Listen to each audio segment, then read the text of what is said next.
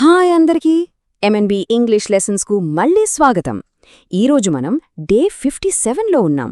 మరి ఈరోజు ఏంటి స్పెషల్ అంటారా? మనం ఒక చాలా పవర్ఫుల్ ఈడియం నేర్చుకోబోతున్నాం. అంటే కొన్నిసార్లు ఒక పని మనకు అస్సలిష్టముండదు, చాలా కష్టంగా అనిపిస్తుంది. కాని తప్పదు, ధైర్యం చేసి దాన్ని పూర్తి చెయ్యాలి.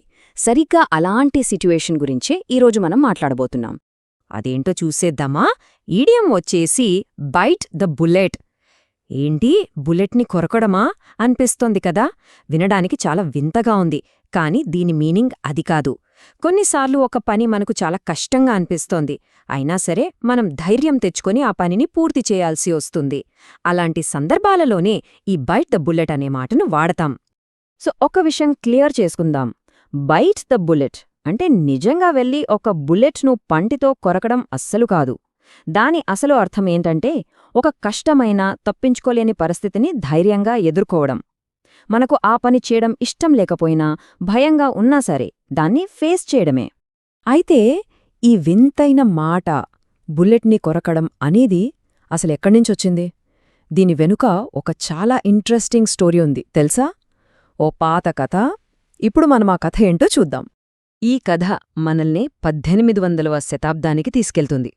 ఊహించుకోండి, అప్పటి రోజుల్లో ఆపరేషన్లు చేసేటప్పుడు అనస్థీషియా అంటే మత్తుమందులాంటివి ఏవీ లేవు.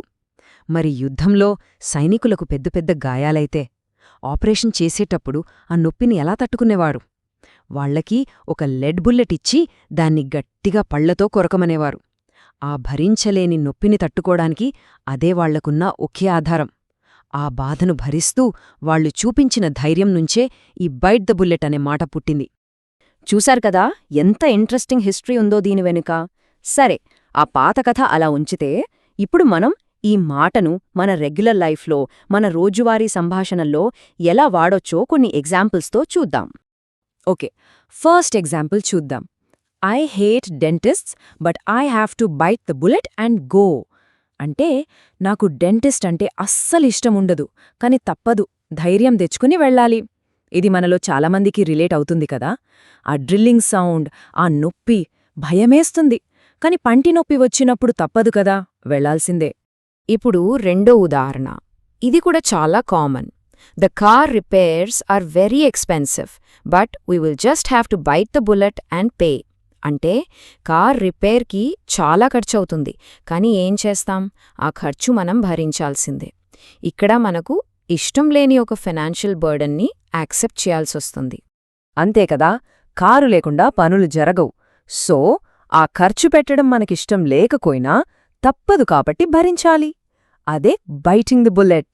ఇక మూడో ఎగ్జాంపుల్, ఇది స్టూడెంట్స్కి బాగా కనెక్ట్ అవుతుంది. I didn't want to study on a Sunday but I bit the bullet and open my books.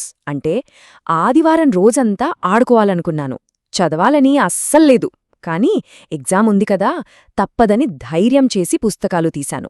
రేపు ఎగ్జామ్ ఉంటే ఇలాగే చెయ్యాలి కదా, ఇష్టం లేకపోయినా ఆ పని చెయ్యడమే బైటింగ్ ద బుల్లెట్. ఓకే, ఇప్పటివరకు మనం మీనింగ్ చూసాం, దాని వెనకున్న కథ తెలుసుకున్నాం, ఎగ్జాంపుల్స్ కూడా చూసాం. ఇప్పుడు చాలా ముఖ్యమైనది ప్రొనౌన్సియేషన్. అంటే దీన్ని సరిగ్గా ఎలా పలకాలి? రండి కొంచెం ప్రాక్టీస్ చేద్దాం. నేను చెప్తానో నాతో పాటు మీరు కూడా చెప్పండి. రెడీనా? ఓకే. Byte the bullet. ఒక్కో పదాన్ని విడదీసి పలుకుదాం. Byte the bullet. ఇప్పుడు కలిపి చెప్పండి. Byte the bullet. పర్ఫెక్ట్, చాలా బాగా చెప్పారు. సో గుర్తుంచుకోండి, ఈ ఈడియం వెనుకున్న అసలు మెసేజ్ ఏంటంటే ధైర్యంగా ఉండటం, మన భయాలను చూసి పారిపోకుండా వాటిని ఫేస్ చేయటం. ఇదొక రకంగా మనకు మనమే చెప్పుకునే ఒక మోటివేషన్ లాంటిది. సరే, ఇప్పుడు మీ వంతు. మీకు చిన్న ఛాలెంజ్. మీరు ఈ మధ్యకాలంలో అబ్బా ఈ పని చెయ్యటం నా వల్ల కాదు అనిపించినా సరే బైట్ ద బుల్లెట్ చేసి పూర్తి చేసిన పని ఏదైనా ఉందా? అది ఏదైనా కావచ్చు. ఒక కష్టమైన ఎగ్జామ్కి ప్రిపేర్ అవ్వడం, లేదా ఎవరితోనైనా ఒక కష్టమైన విషయం మాట్లాడటం. మీ ఎక్స్పీరియన్స్ ఏంటో కింద కమెంట్స్లో మాతో షేర్ చేసుకోండి, చూద్దాం. ఈరోజు పాఠం మీకు నచ్చిందని, హెల్ప్ అయ్యిందని అనుకుంటున్నాను. మీకు ఇలాంటి మరిన్ని ఇంట్రెస్టింగ్ ఇడియన్స్ కావాలంటే ఇప్పుడే బైట్ ద బుల్లెట్ చేసి ఆ సబ్స్క్రైబ్ బటన్ మీద క్లిక్ చేయండి. అలాగే ఈ వీడియోని లైక్ చేయడం, మీ ఫ్రెండ్స్తో షేర్ చేయడం మర్చిపోవద్దు. మనం డే 58లో మరో అద్భుతమైన టాపిక్తో మళ్ళీ కలుద్దాం. అప్పటి వరకు టేక్ కేర్.